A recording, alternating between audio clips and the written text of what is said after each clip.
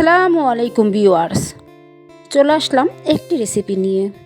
আজকে আমি চিকেনটা কিভাবে রান্না করেছি সেটাই শেয়ার করব। কোথায় স্কিপ করবেন না, ভিডিও জুড়েই থাকবেন। তো দেখা যাক, এখানে আমি 2 কেজির মতো চিকেন নিয়েছি। তো এখন সেটাকে রান্না করব। তো প্যানে একটা তেল দিয়ে দিলাম। তো তারপরে পেঁয়াজ কুচিগুলো করে নিয়েছিলাম, সেগুলো দিয়ে একটু ভেজে নেব। আর কি আমি যেভাবে রান্না করি সেটাই শেয়ার করলাম, খুবই সিম্পল এবং সহজ পদ্ধতিতে। তো অল্প করেই আমি প্রথমে পেঁয়াজগুলো ভেজেছিলাম, তারপরে দিয়ে দিলাম শুকনা উপকরণ যেমন দারচিনি, লবঙ্গ, এলাচ, তেজপাতা এগুলো। তারপরে দিয়ে দিলাম আদা রসুনের পেস্ট, সেটা দিয়ে ভালো করে একটু ভাজা ভাজা করে নেব যাতে আদা রসুনের গন্ধটা না থাকে।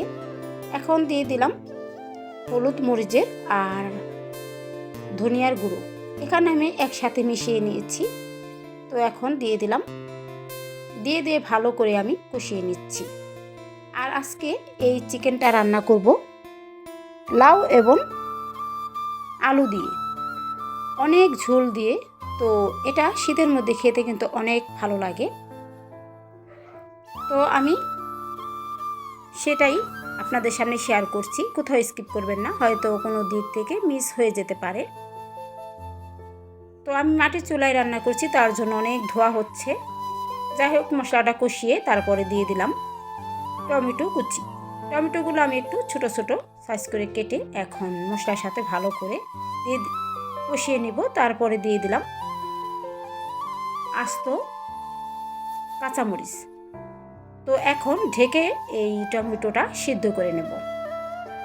তো আমি একবারই 2 মিনিটের মতো ঢেকে রেখেছিলাম, এখন সিদ্ধ করে নিয়েছি, অনেকটাই সিদ্ধ হয়ে গেছে। আর এদিকে মশলাটাও ভালোভাবে কষানো হয়ে গেছে, দেখতেই পাচ্ছেন। যত মশলা কষাবেন ততই তরকারির জন্য বেস্ট হবে। তো এরকম একটা কালার আসছে। এখন দিয়ে দিলাম চিকেনগুলা। তো চিকেনগুলো আমি ভালো করে আগে ধুয়ে লবণ দিয়ে মেখে নিয়েছিলাম, তারপরে ধুয়ে নিলাম।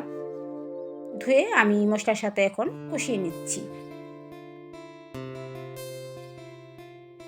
তো বাসায় আমি এভাবে সিম্পলভাবে রান্না করি, তো সেটাই শেয়ার করলাম।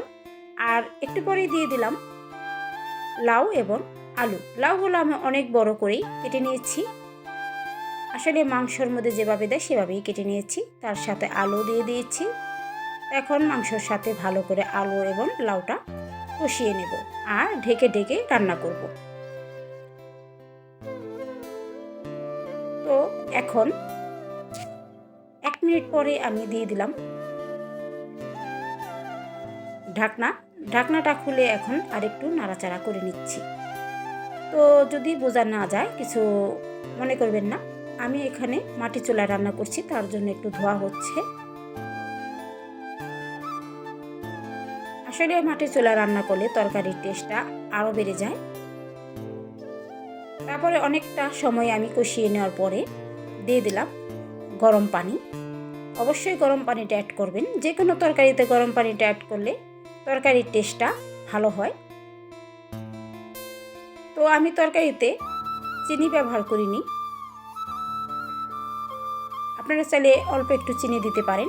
চিনিটা দিলে মাংস টেস্টটা আরও ভালো হয়। তো দেখতেই পাচ্ছেন ঝোল দিয়ে দিয়েছিলাম, তো অনেকটা ঝোল। তো অল্প একটু শুকিয়ে নেব। এখন প্রায় হয়েই গেছে আমার তরকারিটা। তারপরে আমি দিয়ে দিলাম ভাজা জিরের গুঁড়ো। এটা দিলে তরকারি অনেকটাই গন্ধ হয়। আসলে শীতের মধ্যে এই তরকারিটা, ঝোলা ঝোলা তরকারিটা খেতে অনেক ভালো লাগে। আমি একটু বেশি ঝোল করে রান্না করলাম, আপনারা এভাবে ট্রাই করে দেখবেন। তো রান্নাটা আমার হয়ে গেছে, এখন পরিবেশন করে দেখিয়ে দিচ্ছি। তো কেমন হয়েছে, যদি ভালো লাগে অবশ্যই একটা লাইক দিবেন, আর বেশি ভালো লাগলে কমেন্টস করবেন আর চ্যানেলটি সাবস্ক্রাইব করবেন। সবাই ভালো থাকবেন, ধন্যবাদ।